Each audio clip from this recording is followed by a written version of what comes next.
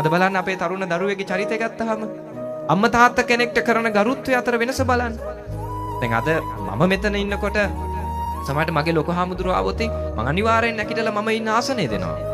ඔබ බලන්න හොඳට ගමේ පන්සලේ ලොකු හාමුදුරුවන්ට පොඩි හාමුදුරුවෝ වාඩි වෙලා ඉන්නේ නෑ. මට දවසක් හරි වැඩිමහල් නම් මගේ ළඟින්ම ආශ්‍රය කරන සහෝදරයෙක් වුණත් මට වඩා වැඩි හිටිනා මම ගරු කරනවා. හරි. නමුත් අද ගෙදරක බලන්න තාත්තා කෙනෙක් කෙනකොට කකුල් දෙක උඩ තියාගෙන ඉන්න පුටුවෙන් නැගිටින්න නෙවෙයි. පුටුවේ කකුල් දෙක උඩ තියන් ඉන්න දරුවා තාත්තව දැකලා අඩුම තරමේ තමන්ගේ කකුල් දෙක බිමින්වත් තියන්නේ නෑ. එවැනි ගරුත්වයක් නැති තැනක සදාචාරවත් සමාජයක් කිසිසේත් ඔබ බලාපොරොත්තු වෙන්න එපා. හරිද? සදාචාරය බලාපොරොත්තු වෙන්න නම් පොඩිම තැන ඉඳන් හදන්න. මම හිතනවා අපේ ජීවිත මේ විදිහට පැවිදි වෙච්ච මේ අපේ ජීවිත මේ විදිහට වෙනස් වෙන්න අපේ ගෞරවනීය ලොකු හාමුදුරන් වහන්සේලාගේ මඟ පෙන්වීම බුදුරජාණන් වහන්සේගේ මඟ පෙන්වීම අපි අද අනිවාර්යෙන් වැඩි හිටියට ගරු කරනවා. හරි. මගේම සහෝදරයෙක් වෙන්න පුළුවන්. මගේම සහෝදර හාමුදුරු කෙනෙක් වෙන්න පුළුවන්. මට වඩා වැඩි හිටිනම් මම ගරු කරනවා. ඒ ආදර්ශය ගන්න. ඒ බුදුහාමුදුරන්ගේ ධර්මයේ තියෙන විශිෂ්ට බව.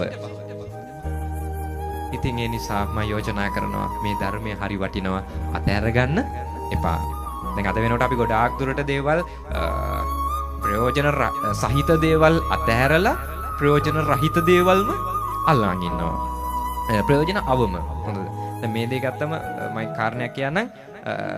අපිට කරන්න තියෙනවා ඊට වැඩි දෙයක්. නමුත් අපි ගොඩාක් වෙලාවට මග හැරවගෙන දැන් ඔන්න සිද්ධාර්ථ කුමාරයා ගිහිගේ ඉඳලා දැක්ක සතර පෙර නිමිති දැකලා ජීවිතේ කලකිරුණා. හිතුවා ඇත්තට මේක නම් එපා වෙනවා. මේක නිදහස් වෙලා යන්න ඕනේ. ඉතින් සියල්ල අතහැරලා රජකමත් අතහැරලා ඔන්න ගියා නිදහසේ ඉන්න. ඒ ගිහිලා ඉන්න ගමන් භවනා කරන්න නිදහසේ ඉන්න හොඳ තැනක් හෙව්වා. විශාල ගහක් තිබුණා, ඇසතු ගහක්. ওই ගහ මුල ඉඳගෙන උන්වහන්සේ ඒ සිත දියුණු කරගෙන බුද්ධත්වයට පත් වුණා. පත් වෙලා අවසානයේ බුද්ධත්වයට පත් වෙච්ච නිසා මේ ගහට කිව්ව මොකද්ද? බෝධිය කියලා. හරි.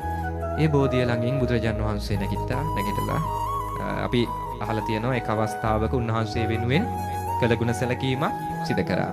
එක් අවස්ථාවක. ඊට වැඩිය බෝධිය වෙනුවෙන් බුදුහාමුදුරුවෝ සතිපතා බෝධි පූජාති වූවා කියලා ඔබ අහලා තියෙද? වැඩියෙන්ම බෝධියට බෝධි පූජා තියලා තියෙන්නේ බුදුහාමුදුරුවෝද අපිද? අපි. හැබැයි වැඩියෙන්ම බෝධියේ ප්‍රයෝජනය ගත්තේ බුදුහාමුදුරුවෝද අපිද? වැඩියෙන් බෝධියේ ප්‍රයෝජනය ගත්තේ බුදුහාමුදුරුවෝ. හැබැයි වැඩියෙන්ම බෝධියට බෝධි පූජා තියලා තියෙන්නේ අපි. සිද්ධාර්ථ කුමාරයා ගිහිල්ලා තිබුණු සේරම කරදර ටික නිදහස් කරලා හිත නිදහස් කරගෙන සියල්ල අතහැරලා බෝධිය ගාවින් නැගිටලා ආවා. අපි මොකද කරන්නේ? ගමේ තියෙන සේරම ප්‍රශ්න ටික, පවුලේ තියෙන සේරම ප්‍රශ්න ටික අරගෙන බෝධිය ළඟ ඇවිල්ලා බෝධිය එල්ලනවා. හරි. අපි අපේ ප්‍රශ්න බෝධිය ළඟ එල්ලලා යනවා. අපි ඇවිල්ලා අපේ ශිෂ්‍යත්ව බෝධියෙන් ඉල්ලලා යනවා.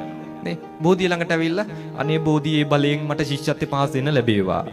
බෝධියේ බලයෙන් මට සාමාන්‍ය පෙළ පාස් වෙන්න ලැබේවා. බෝධියේ බලයෙන් මට උසස් පෙළ පාස් වෙන්න ලැබේවා. ඒ අරමුණ හිතේ තියාගෙන ඇත්තටම අපි වඳින්නේ බෝධියටද නැත්නම් ශිෂ්‍යත්වයටද? ශිෂ්‍යත්වයේ හිතේ තියාගෙන වඳින්නේ බෝධියට නෙමෙයි ශිෂ්‍යත්වයට. හරිද? සාමාන්‍ය පෙළ හිතේ තියාගෙන වඳින්නේ බෝධියට නෙවෙයි සාමාන්‍ය පෙළට. නමුත් නිවැරදිව බුදුහාමුදුරන්ට සිද්ධාර්ථ බෝසතාණන් වහන්සේට බුදු වෙන්න උදව් කරපු බෝධියට නිවැරදි අවබෝධය තියෙන කෙනා වන්දනා කරන්නේ මොකක් නිසාද?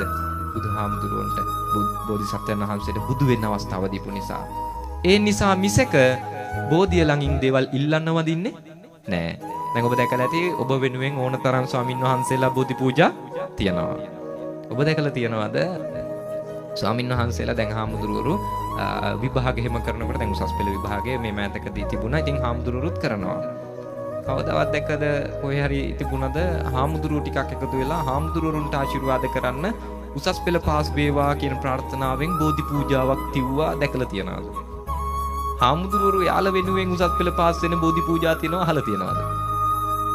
නෑ. හරිද? ඒ නිසා හොඳට මතක තියාගන්න. ඔබට විභාග පාස් වෙන්න නම් ඒ වෙනුවෙන්, ඔබේ රැකියාව දියුණු කරගන්න නම් ඒ වෙනුවෙන්, ඒ හැම දෙයකම බුදුහාමුදුරුවෝ ප්‍රතිපදාවක් දේශනා කරා. හරි ලස්සන පිළිවෙලක් දේශනා කරා. ඒ දේ ප්‍රතිපදාවක් විදියට පුහුණු වෙන්න ඒක හාමුදුරුවෝ දන්නවා. හරි. ඒ නිසා මොකද විභාගයේ වෙනුවෙන් යාළ මහන්සිලා පාඩම් කරනවා.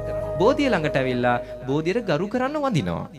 දැන් අද වෙනකොට අපි ඇත්තටම අම්මටයි තාත්තටයි නම් හරියට වඳිනවා. දැන් ওই දහම් පාසල එහෙම මම දැකලා තියෙනවා පොඩි දරුවෝ බුදුන් වඳින වෙලාවේ එයාලගේ හිත එක එක තැන්වල හරියට අත් දෙකවත් තියාගෙන නැහැ.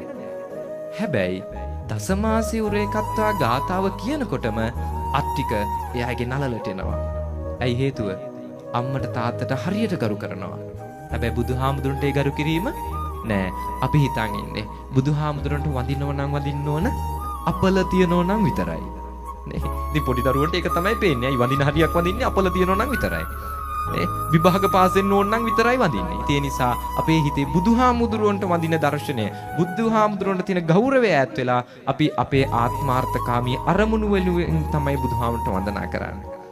ඒ නිසා මම ඔබට ආරාධනා කරනවා බුදුරජාණන් වහන්සේට වන්දනා කිරීමේදී නිවැරදිව බුදුහාමුදුරන්ටම වඳින්න.